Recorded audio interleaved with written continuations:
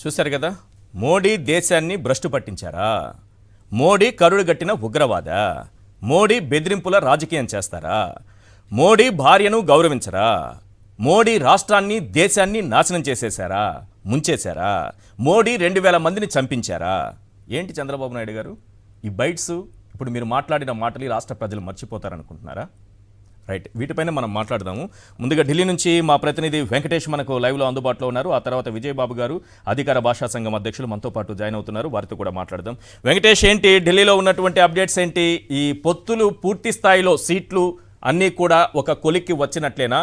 చంద్రబాబు కానీ పవన్ కళ్యాణ్ కానీ మీడియాని అడ్రస్ చేయకుండా వెళ్ళిపోవడం వెనుక ఆంతర్యం ఏంటి?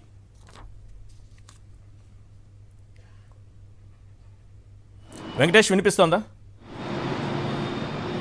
చంద్రబాబు పవన్ కళ్యాణ్ సమావేశం కొద్దిసేపటి కిందటే ముగిసింది. సో అమిత్ షా ప్రస్తుతం పాట్నాకు వెళ్ళిపోయారు.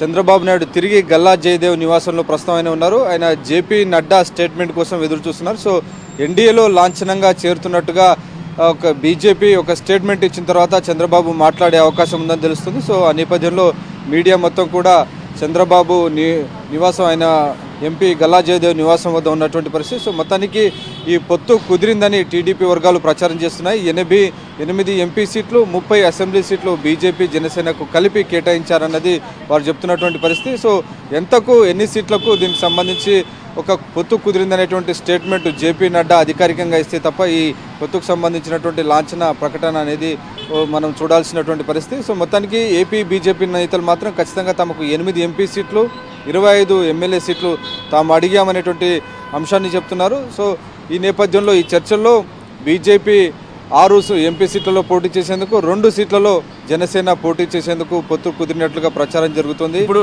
జనసేనకు కేటాయించినటువంటి కోటా ఏదైతే ఉందో 3 ఎంపీ సీట్లు, ఆ కోటాలోనే కోత విధించేందుకు ప్రయత్నిస్తున్నారు. పవన్ కళ్యాణ్ తను త్యాగం చేయడానికి సిద్ధపడినట్లేనా? ఈ సమాచారం ప్రకారం జనసేనకు సంబంధించి ఆ 3 కూడా ఒకటి వదిలేసుకోవడానికి సిద్ధపడ్డట్టేనా? క్లియర్గా మనకు కనబడుతుంది. పవన్ కళ్యాణ్ ఒప్పుకున్నాడు కాబట్టి ఆ మేరకు ఈ పొత్తుకు సంబంధించినటువంటి సయోధ్య కుదిరినట్టుగా మనకు అర్థమవుతుంది.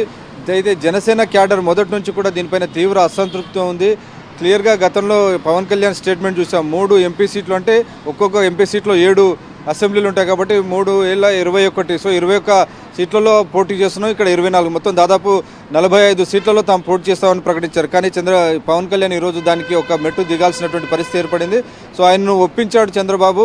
సో మొత్తానికి తన కోటా కాకుండా జనసేన కోటాలోనే చంద్రబాబు కత్తెర పెట్టారు, కోత విధించినటువంటి పరిస్థితి. సో పవన్ కళ్యాణ్కు ఉన్నటువంటి ఆబ్లిగేషన్ మొదటి నుంచి చూస్తున్నాం. చంద్రబాబు నాయుడు చెప్పిన ప్రతిదానికి ఆయన డూడు బసవన్నలా తల ఊపుతున్నారనేటువంటి ఒక చర్చ అయితే జరుగుతుంది. కానీ జనసేన క్యాడర్ దీనిపైన ఎలా రియాక్ట్ అవుతుందని మనం వేచి చూడాలి.